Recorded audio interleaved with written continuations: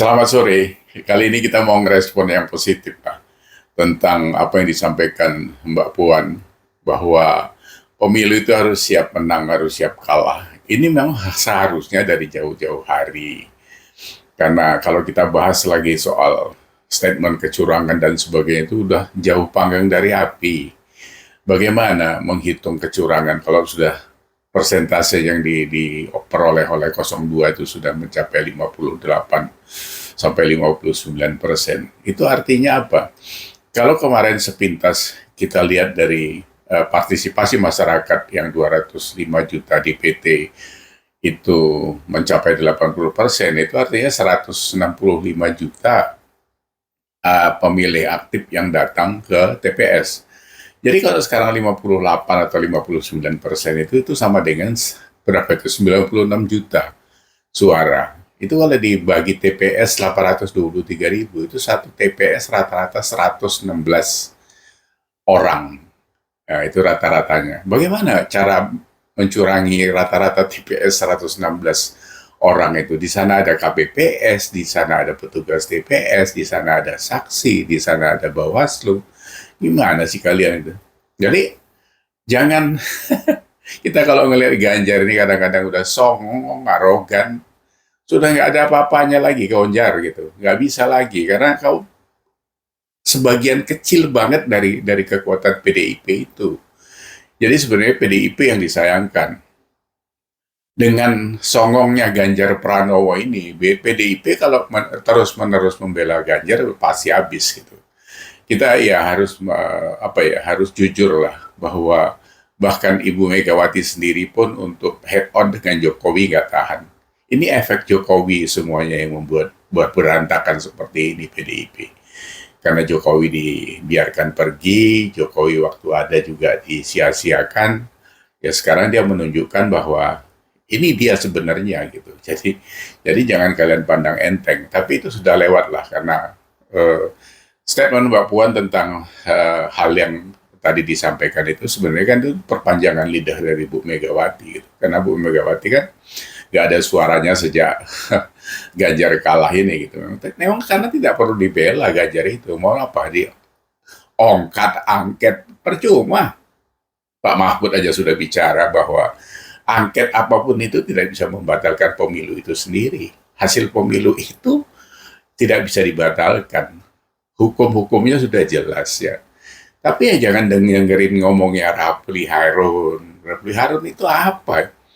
Orang-orang yang sejak dimundurkan dari komisaris terus jadi kayak orang kesurupan kesana kemari seperti itu, menyerang Jokowi.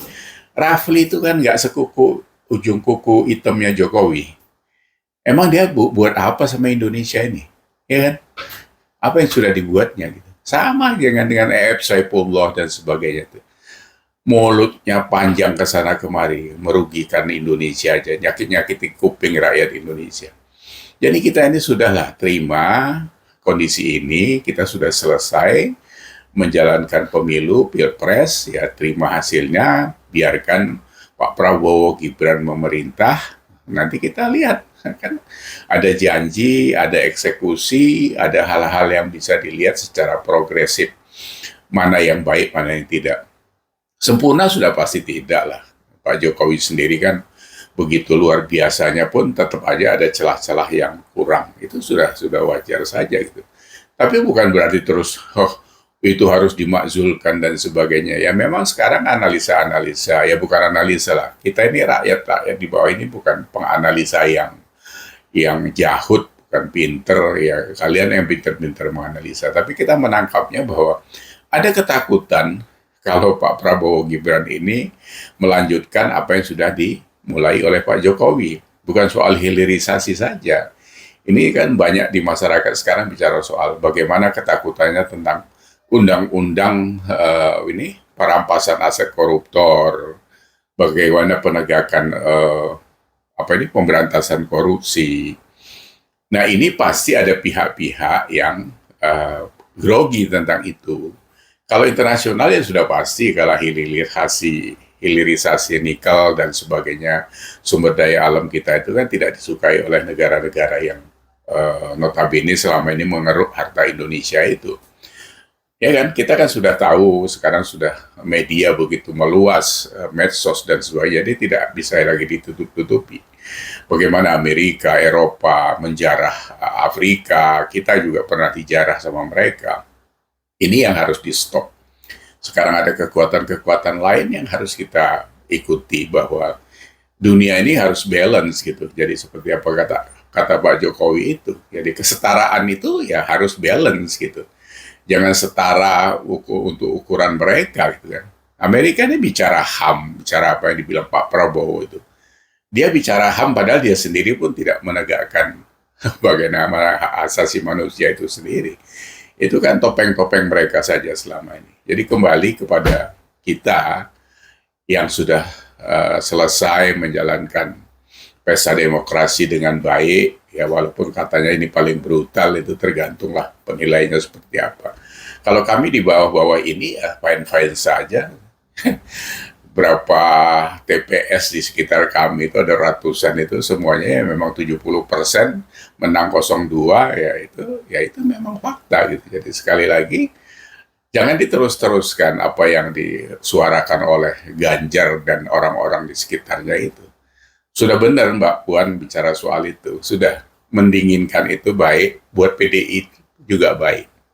Sudah disusun saja rencana kerja PDIP ke depan, menjadi partai yang tetap kuat untuk Indonesia, sehingga kedepannya bisa mendapat hasil lebih baik. Jadi pengalaman-pengalaman kemarin yang sedikit agak dipandang orang memajinalkan pemimpin Indonesia, khususnya Pak Jokowi sebagai presiden, itu jangan terulang lagi, karena itu cukup menyakitkan untuk kita sebagai rakyat Indonesia.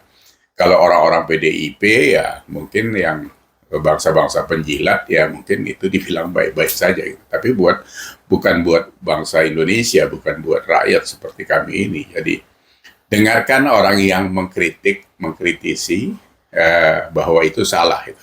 Termasuk saya juga beberapa kali bicara soal jangan pakai petugas partai, hilangkan saja itu, tidak ada ruginya kok.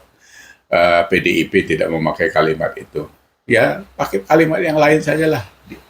Partai apa, orang yang mendutus partai atau apa, dan sekali-sekali jangan dikecilkan, karena partai itu adalah satu komunitas orang-orang yang satu visi. Jadi bukan soal kekuatan ketua umum atau apa saja yang ada di dalam itu. Jadi jangan dibuat kayak dinasti gitu kan. Jadi itu harus dihilangkan. Jadi sekali lagi terima kasih sudah membuat statement yang mendinginkan Mbak Puan. Terima kasih Pak Mahfud juga sudah memberi masukan tentang angket yang tidak perlu itu, karena tidak akan merubah hasil pemilu. Buat kami adalah bagaimana ini normal, baik kembali di masyarakat. Kita mau cari makan yang enak itu. Sekarang ini harga beras naik aja digoreng-goreng ke sana kemari gitu kan. Harga cabai lagi segala macam. Sampai petani kemarin bilang, Pak Jokowi tolong jangan turunkan harga beras, karena 17.000 itu menjadikan mereka menjual gabah 11.000 atau 10.500. Itu baik buat mereka, termasuk cabai dan sebagainya. Jadi petani-petani ini sekali-sekali agak sedikit makan enak lah. Jangan kalian saja yang koar-koar segala macam seperti itu ya. Saya pikir gitu saja obrolan kita hari ini. Semoga kita tetap sehat ke depan, sehat buat Indonesia dan kita sendiri.